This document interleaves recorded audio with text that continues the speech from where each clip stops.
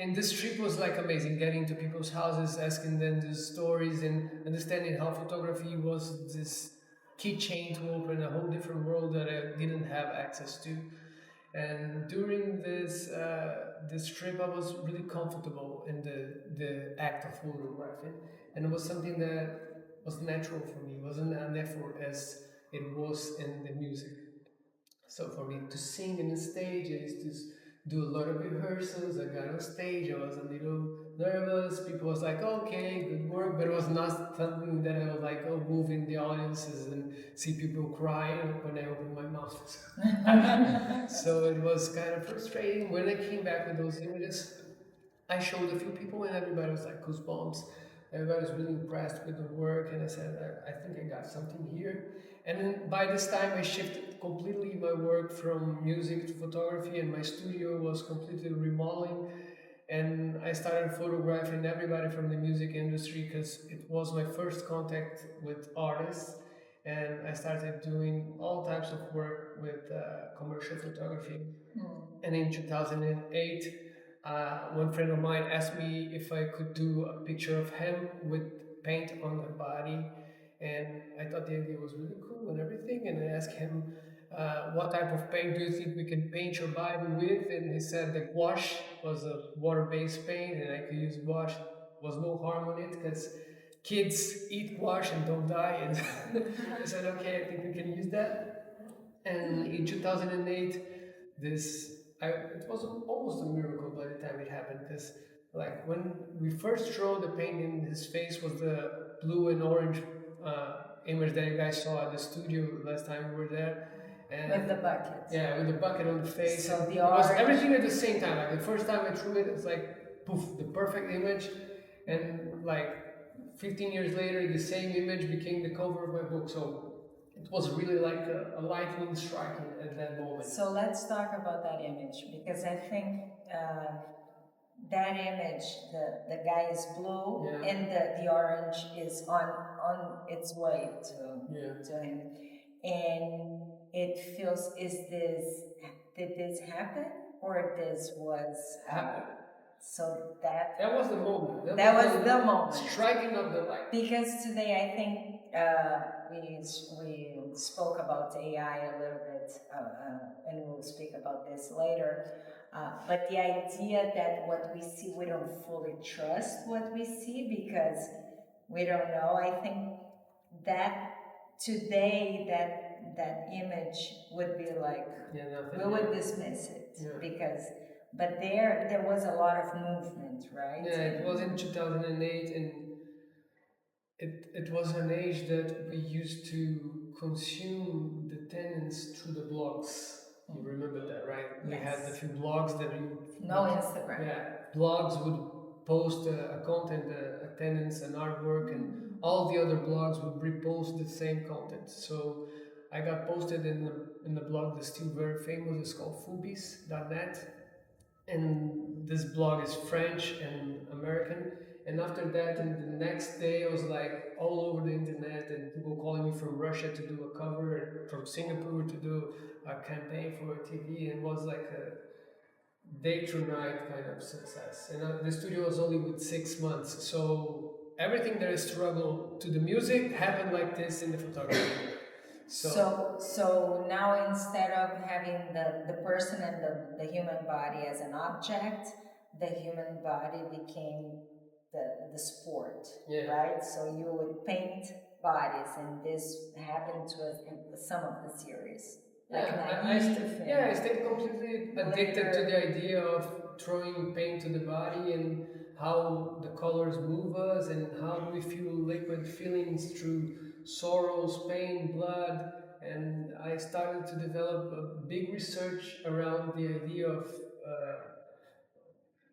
painting as Indians go to fight, and this kind of tradition that we have with makeup and everything. So really became something to me. And then in 2012, after doing like, I don't know, 100 different photo shootings with gouache, I saw the gouache starts to cracking up.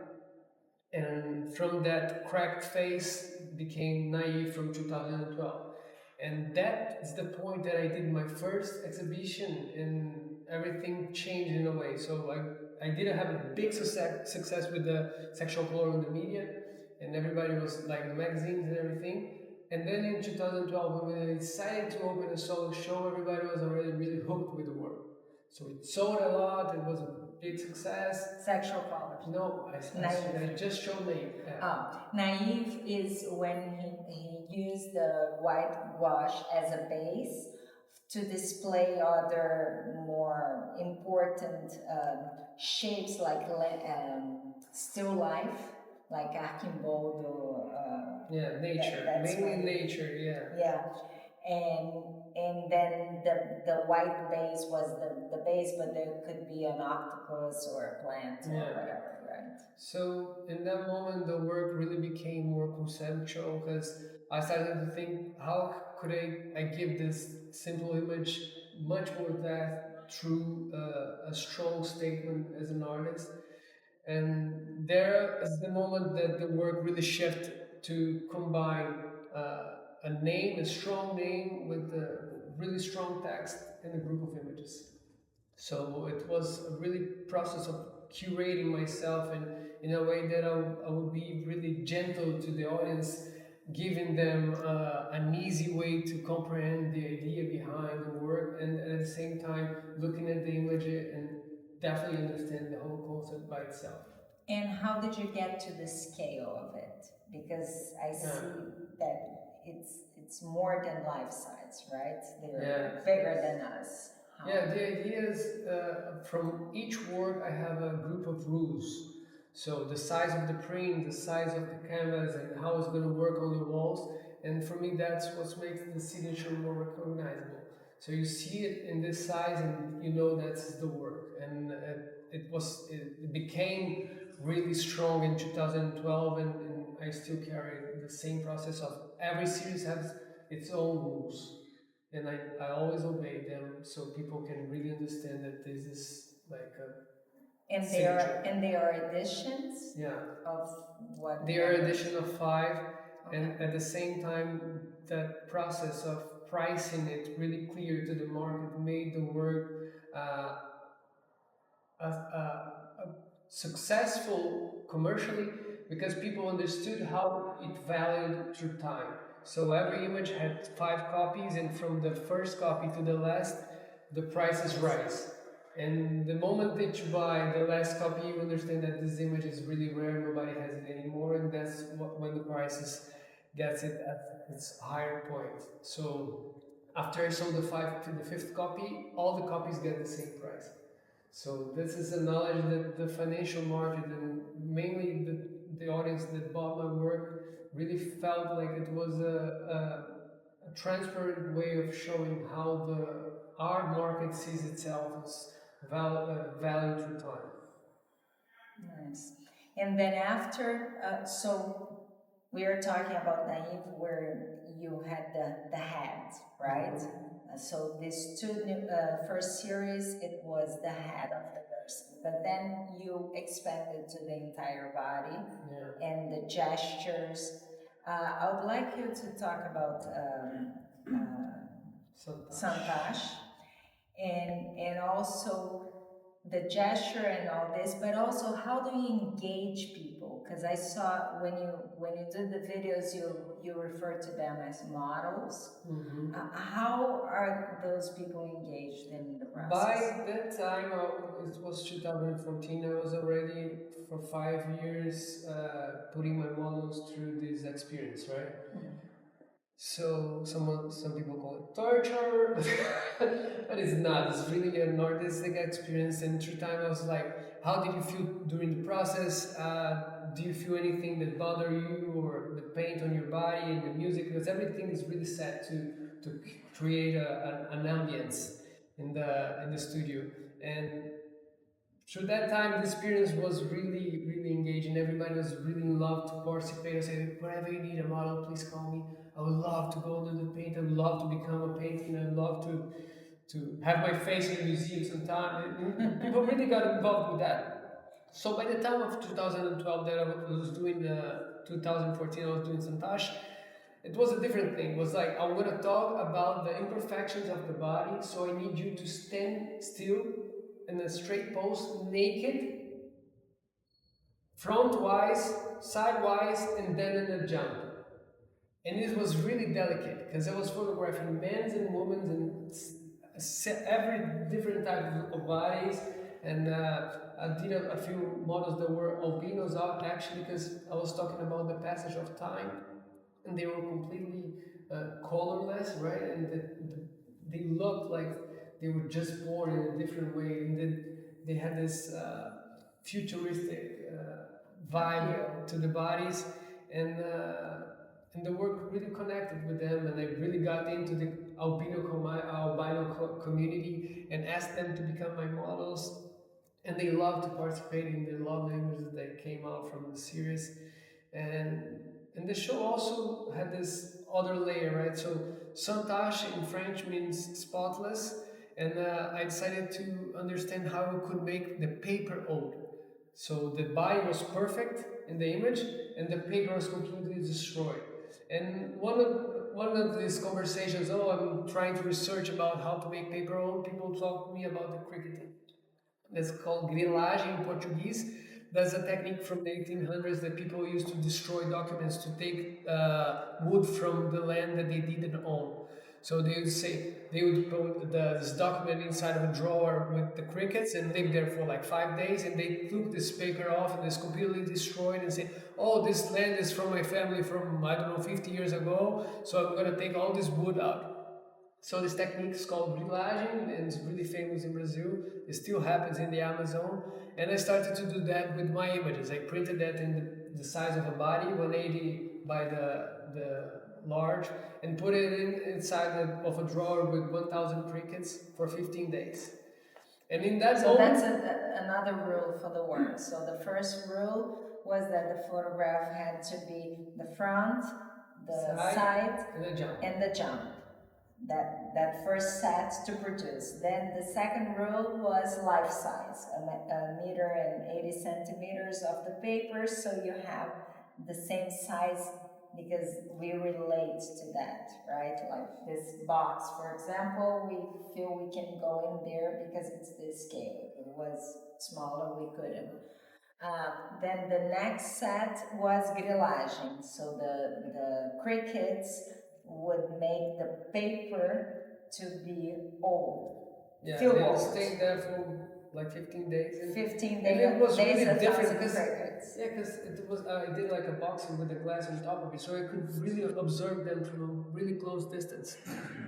And the cricketing was like a community, a society, and they were there eating each other and destroying each other and peeing and doing the feces in the paper, and this whole thing happened in that micro-controlled environment there, and it was a reflection about us as human beings trying to pass on top of each other, and that reality, especially with the confined it was space. really close. I never got that close to a cricket, right? Because the glass was here and the cricket was right there, and I got the chance to photograph and film them during the process.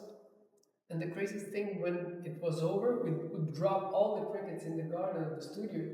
And 5 minutes after, we had like 10 to 20 birds like doing like this in the garden because they heard the crickets and they went after to eat them. And it was like nature recovered itself to the balance that I did completely overrated, right? I dropped 1,000 of crickets there at the same time. The birds would come like in 1 second, and it was done for them. The ones who survived the box were dead in minutes by the birds. Oh my god! So this series were 5-2, the edition. No, they were in unique pieces. Oh. So they were unique pieces. So different rules bring to different settings. So all of the images were unique, and how many is how? It's like 50 images. So 15 people in general. Oh, 50, 50. Yeah, 50. And the same people, or they were all? No, different people. Different people.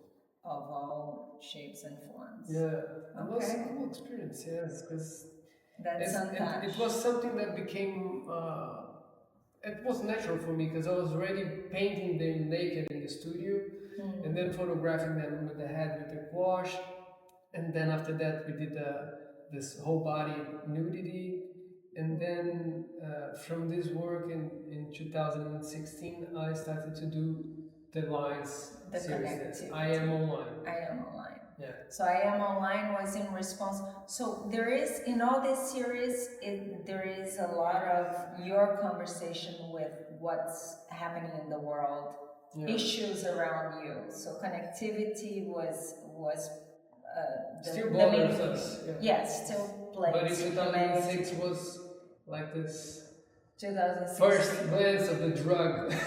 Yeah. So you got back to the head again. Yeah. And then so I am online. So I am online. It's interesting because you had I am online and later I am light. Yeah. But no self-portrait. And this ones? No. Yes. No. You use the eye, but still, and both with the heads. So back to the mind. Yeah, no eyes of the models, right? Everybody's with the eyes closed because the body is just the support for the whole. So you're aiming the interior. I'm aiming the body as a reference to the human, but not the person's as a reference to the self. So I don't want to identify her as a human being that you connect with this specific person. It's just the support of the form of the human body. Yeah. That brings me to a question I had, which is painting the body, using the body as support, dehumanizing? I guess the answer is yes, right? Dispersonalizing. Maybe that's a word. So it's not about that individuality, but the shape of a person who can be any person. Yeah. And then, what is the thread that you used? So it's a regular thread that's used for sewing, and the idea is that as easy as the movement go, I didn't have the time to or the power to put a determined pressure into the head, otherwise the person would blow up in my face or die by suffocation. So I did have to do the movement in a regular way with a lot of caution, and at the same time, right pressure. Yeah, the right pressure in the hand, and the right amount of lines. And this is something that's really funny to share with you guys, because I've been producing my whole career with the same song. So I put the music, and the music is the same song that I listened since 2009. And it's really funny, this story, because it was Is it yours? No, it's a music from one of the models was she's called Veronica, and I think she still lives in New York, but she's Bulgarian, and she said, "Oh, my father is a musician, and he plays saxophone, and he does this experimental work with different rhythms, and it's really interesting, his music, blah blah blah. And I'm gonna give you one of his songs, and it's 1 hour long set of him playing." Okay. And it's a mixture of this song, has so many different moments. And the music starts really loud, and then the drums, and then this time of a solo of the sax, and then back to the drums. So it gave me a time of how many minutes the person could stay under the pressure or the paint. And at the same time, the music put me in the same flow of my mind. So I connected to the creativity inside of my brain automatically when the moment I started to listen to that music. And there was something. And also there is a ritual. And there is a predictability, because now you know that there is also, it's not only what the person can handle, but you know that eventually you'll be left out of that, whatever you're doing. Time, right? Yeah, there is a time that will eventually, next phase will come and take you out of there before you kill the person. Yeah, it was something. Try not to it wasn't full 100% safe. I all of them were something that would take me out of the comfort zone. There was an Also edge. there's always a little edge in the whole process of throwing it really strong or staying under the glitter or the lines. It's always something. Yeah, for the glitter and the connectivity, there was protection for the eyes. Not all the time. Not all the time. So the eyes were something that was really sensitive, and through the time we didn't want to risk it anymore. Because it's really tough when you get gouache inside of the eye, and you can rub it and it gets into places, and you wash it and it doesn't come out that easy, and you need to wash it in a proper way. So it's something that's really risky. It's not that kids eat it and don't die, so it's not 100% safe. So we started. That was the metric. Later. And from that, I went to the glitter as a new material, and it was really difficult too, because glitter is something that's impossible to take out. So I would paint the person with wash again, and then just blow the glitter on top of it, so the glitter sticks to the wet wash. And after that, the person would come to the shower, and then 2 weeks later, she would call me and say, "Oh, it's still finally done." So everybody hears. Yeah, it's crazy. The gouache is carnival, it's forever in the bathroom, everywhere in the studio. 3 years later. Yeah. What's shining here in the forehead? It was a glitter, it's still there. And from that point, I also became this antagonism of the works. So one would talk to something, and the other one would talk to the opposite of that same vibration, right, of the message. So we were talking about if it's humanizing or dehumanizing. So I thought dehumanizing, but now I understand in another way that your support that for painting is usually the canvas now talks. Yeah. So it's you have to deal. You with can't dehumanize completely. Well, I guess it's a human experience. In the it end. is a human experience at the end, because there is an interaction, and you can go as far as the other person can go too with you. So and it's a performance. It is performatic, it's a performance. Absolutely. And the music and the zen state. So the music is shared in the environment, so the person is on the same page. They get into a trance, it gets into a different vibe, and we stay during the process doing the glitter or the lines. So I guess the father of your Bulgarian friend is a collaborator somehow. Yeah, for sure. There's a layer of his face. And she was a kind of a witch also, so she gave me a little powder, magic powder. She came to me and said, "I need to give you some magic powder." And she did that. She's not an angel. Sold your soul. Sold your soul. So from glitter, I am white. So you got 2 series of the eye, despite the fact no self-portraits. I'm online. I am light. We're already in 2018. Then in 20, you did songs. Yes, songs. So in 2019, I did like 8 solo shows outside Brazil. We traveled a lot, and in the end of 2018, I got this amazing invitation from MABI, this Museum of Brazilian Art, to do a solo show in this huge space. And it was like one of a lifetime opportunity to be the youngest artist to do a solo show in a room that big. And it was really, really special to me.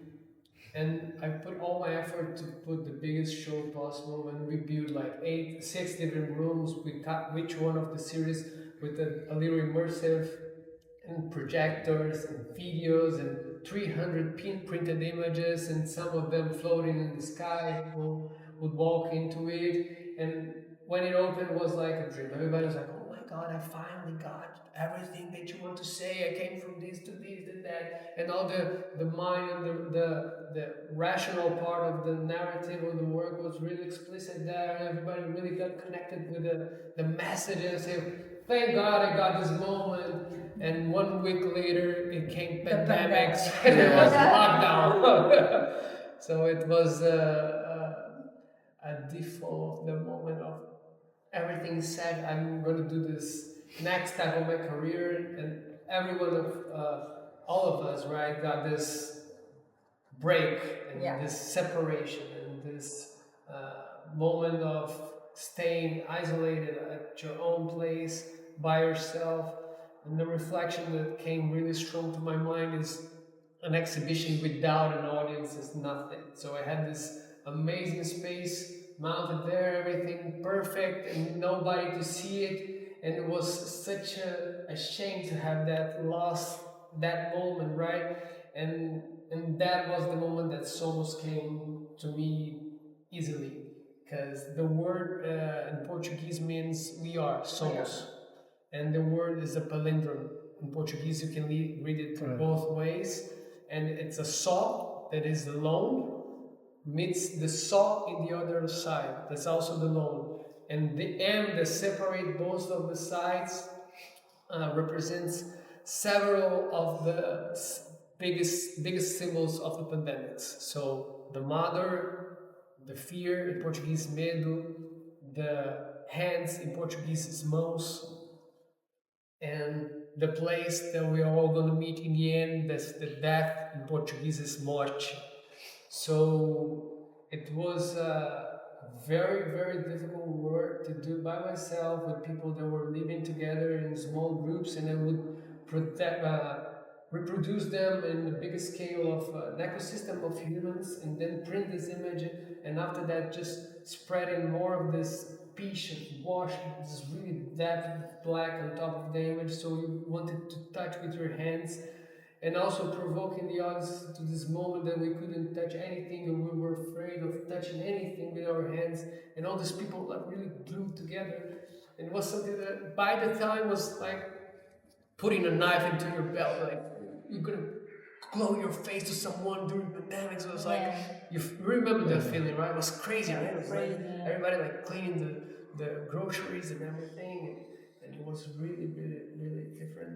And at the same time, we put the same song to paint on top of the printed images. So I would be by myself in the So studio. all these people work together. Yeah, like I live with two friends in my house. Oh, you guys are safe. You guys had the test. You're good. Okay, so come the three of you into the studio. I would produce them in several different positions and then put together in the computer to make it big, and then print it and then paint on top of these printed images. So again, with a group of rules, it's a different group of rules. And this is something that I've been doing since the beginning of my career. I'm not stuck to the same language, the same technique, the same model of work, the same uh, form of being specialized into one type of technique. And this at the same time is a different type of prison, because it's prepping me in a way that I have to reinvent myself every year. Yeah.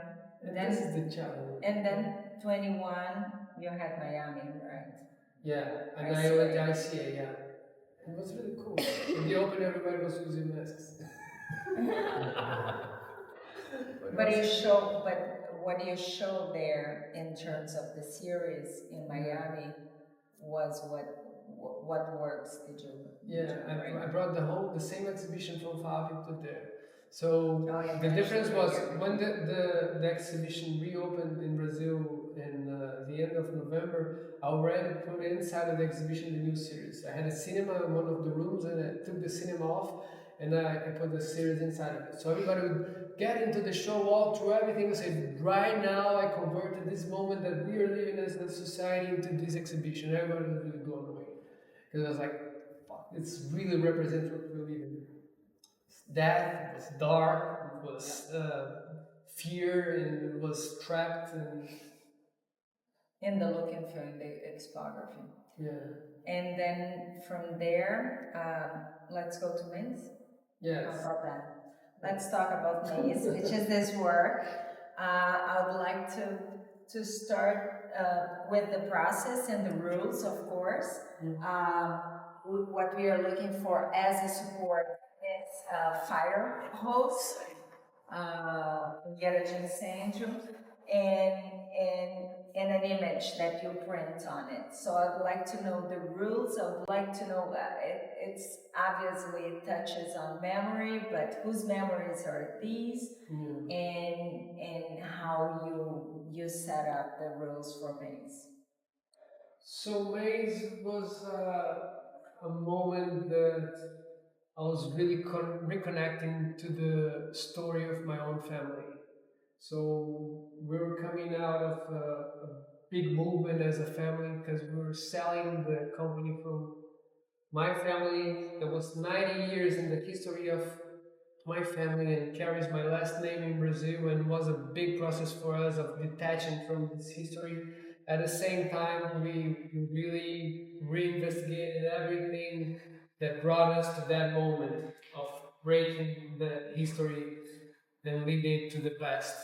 So with that in mind, I understood that all the stories they just only exist because they were told, right? And this idea of self-knowledge as an artist is something that's really, really important. I mean, you're only gonna be original if you're really deep connected to the origin, to the inside of you, the way you can and cannot do things. And in this space, we are really unique, right?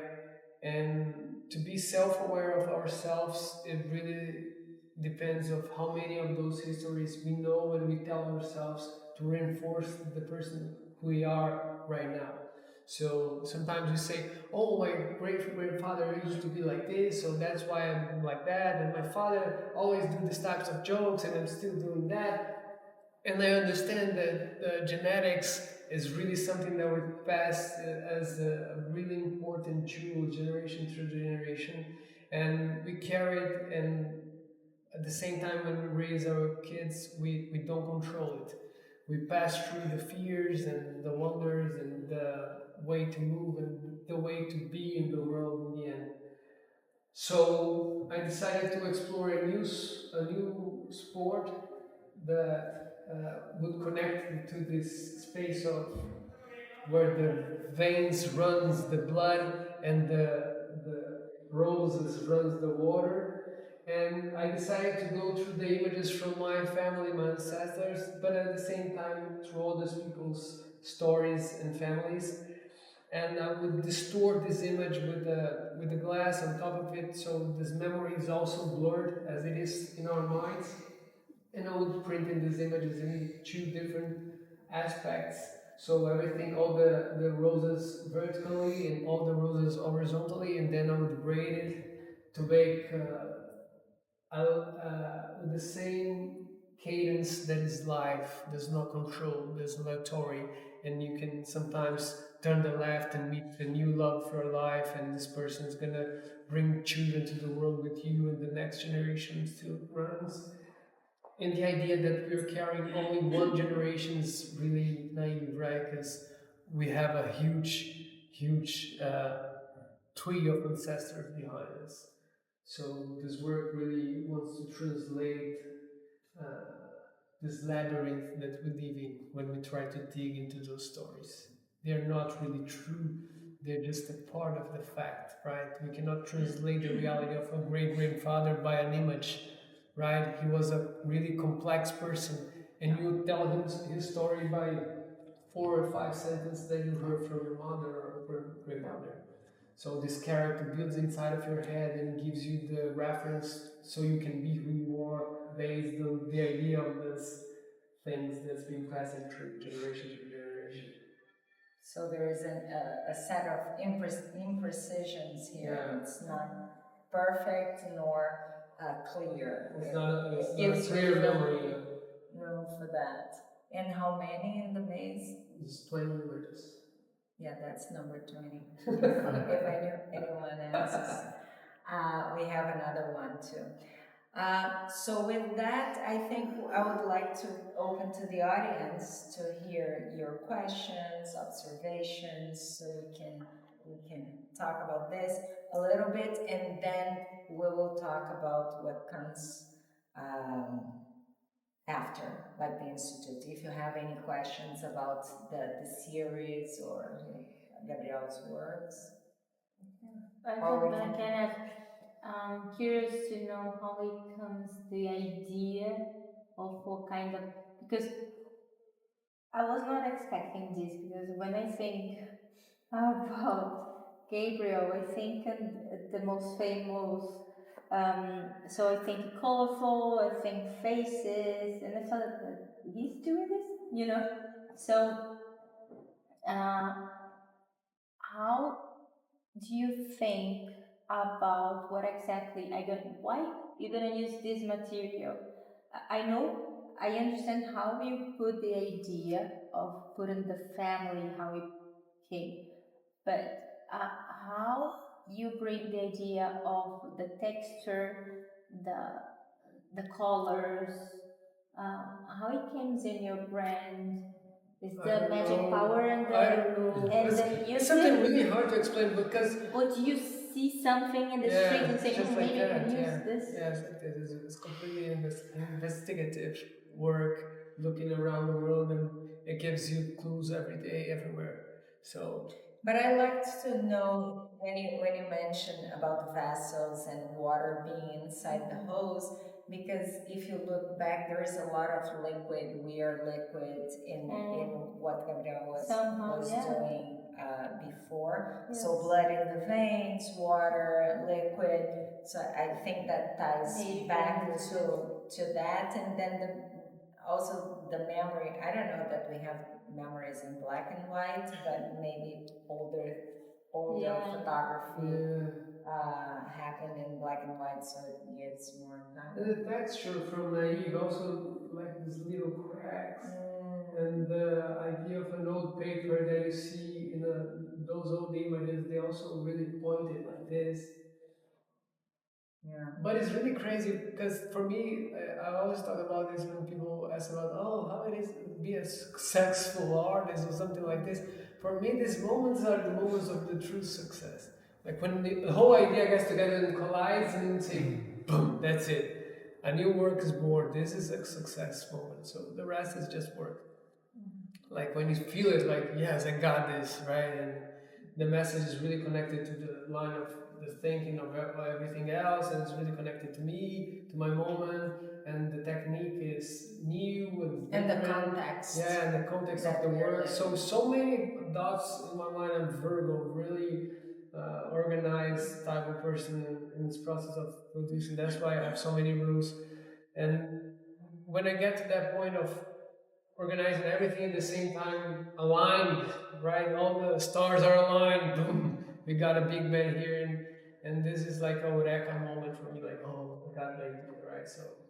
So which is the foundation? What's the first thing you look at when you're coming up with a new line of work? What's the key foundation that you want to start with? it's so tough, man. This question to start with. I always say that nowadays I've been looking for so been like 8 different series.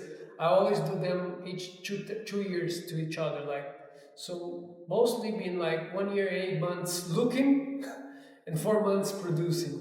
So it's like 1 year, 8 months like looking at everything and saying, "Oh my God, I'm fucked.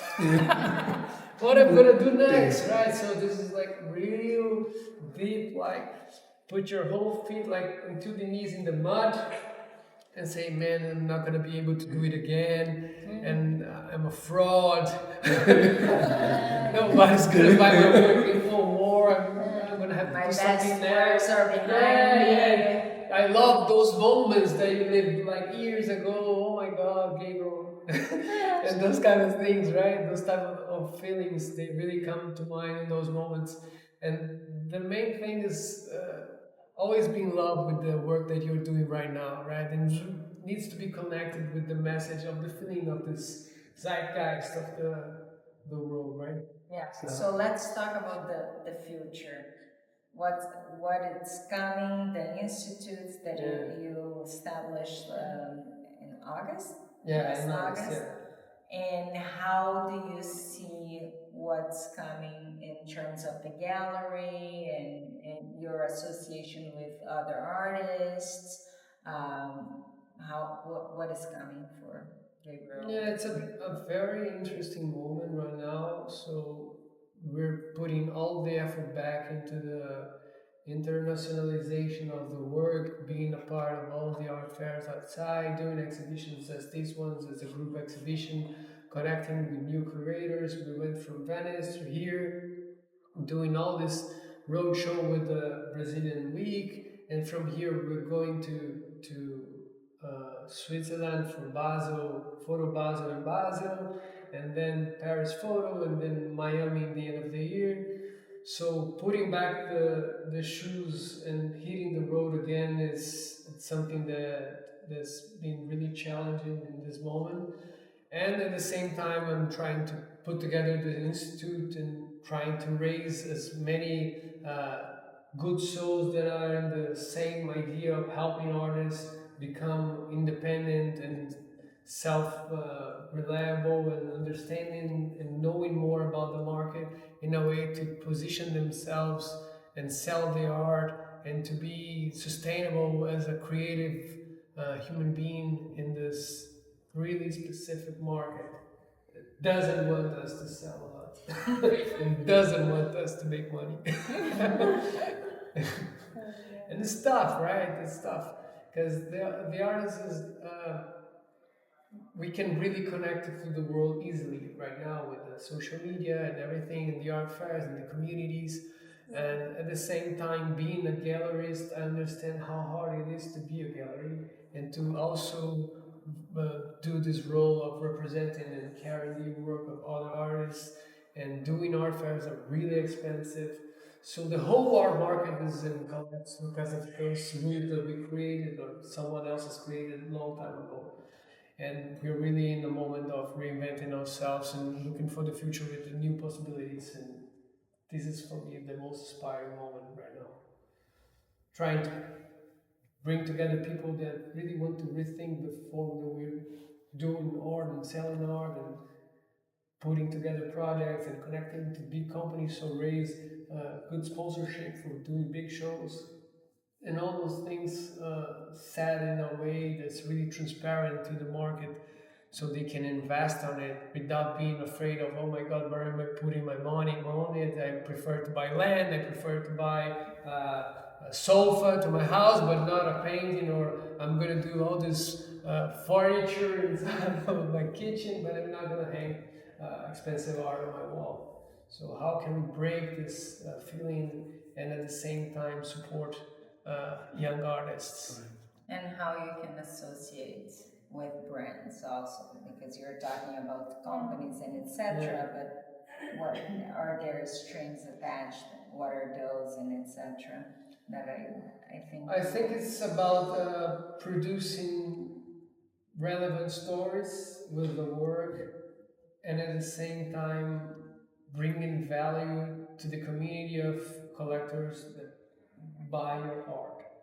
So when you start to understand that we are always community based, and there's only three things that you need to thrive in the art world. There are network, and network. So in the end, it's always about network, people that you know, people that believe in you.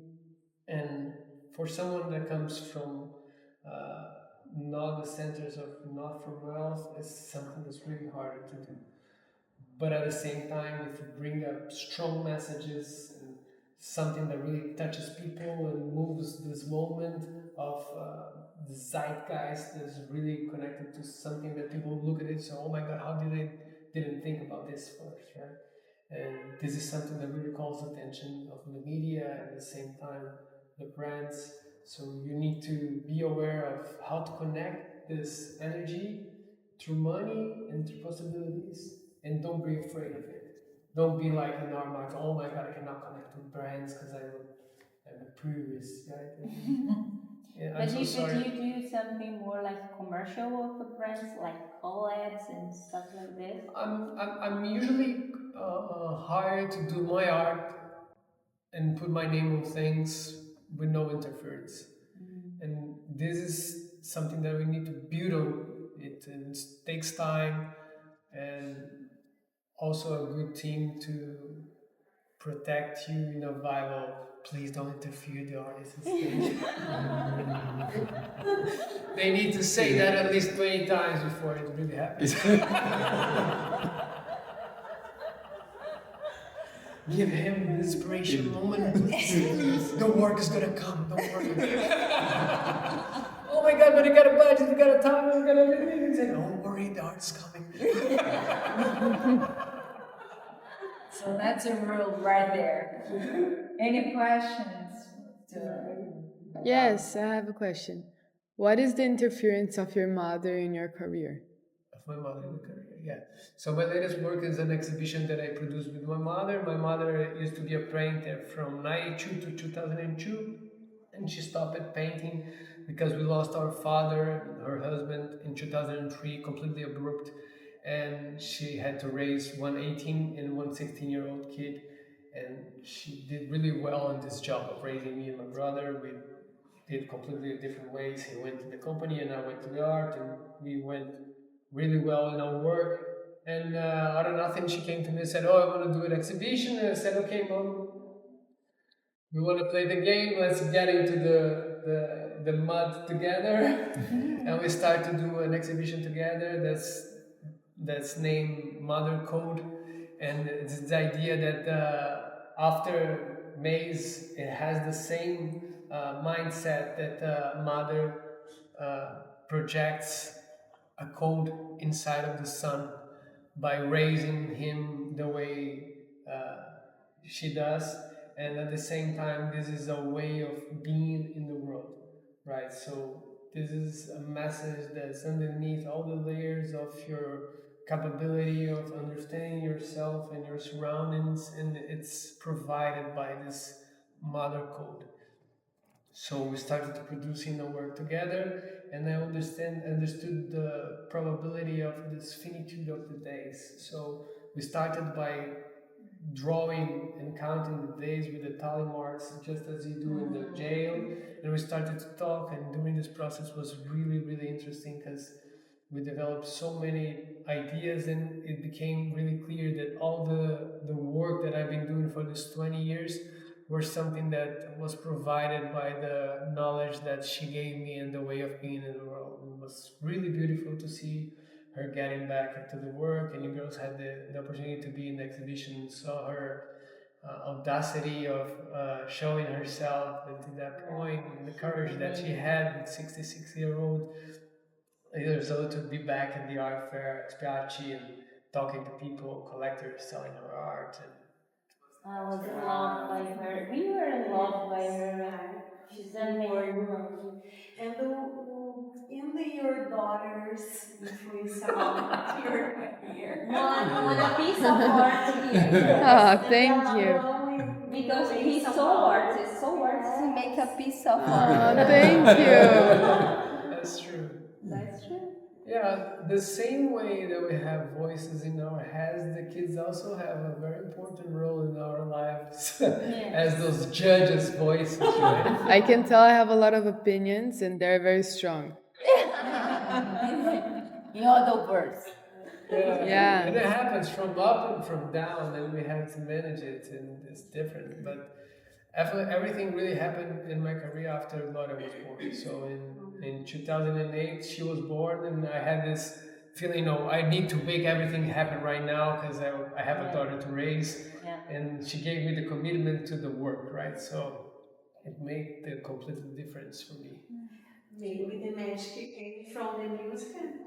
Yeah, from the daughter, from the glory. Yeah. It was after all those years in suffering in the music business, came the glory. Oh my God. So the new rule was every 2 years a project, and that's the pace Yeah. of the career. Resilience. Yeah. So, Gabriel, so I know you spent some time in India and one of the holiest places and spiritual place. Yeah. So, did you get inspired? Did you? Yes, You it use was that? really important for me, Varanasi, and it was a moment of deeply connecting with my spirituality, and one of the craziest stories of my life happened right there. So I went to this guru to talk to him. He used to do the Vedic map from the, let's say, the signs and everything. Yeah. And he came to me in India and said, "Oh, I really want to meet the guru. I want to talk to him," and blah blah blah. And I was in this big quest in that moment that I went to India of my spirituality. And the guy came to me and said, "Oh, I know what you need to do. You need to go the Brazilian route." I said, "I came all the way here to India to listen, and I need to go back to the Brazilian route." And it was so powerful, that saying, right? Back to your Brazilian root, right? The Brazilian root. That's why you're traveling the world searching for your inner spirituality, and you need to go to the Brazilian root. You need to try ayahuasca. And I came back to Brazil after that trip, and I went straight to take ayahuasca. And in the first moment that I hit the ayahuasca, the power of the plant ran into my veins, I connected with my father. And his voice came to my ear in a really clear way, and a blue blanket covered my body with warmth. And I heard his voice in my ear saying, "Gabriel, you can relax in my presence.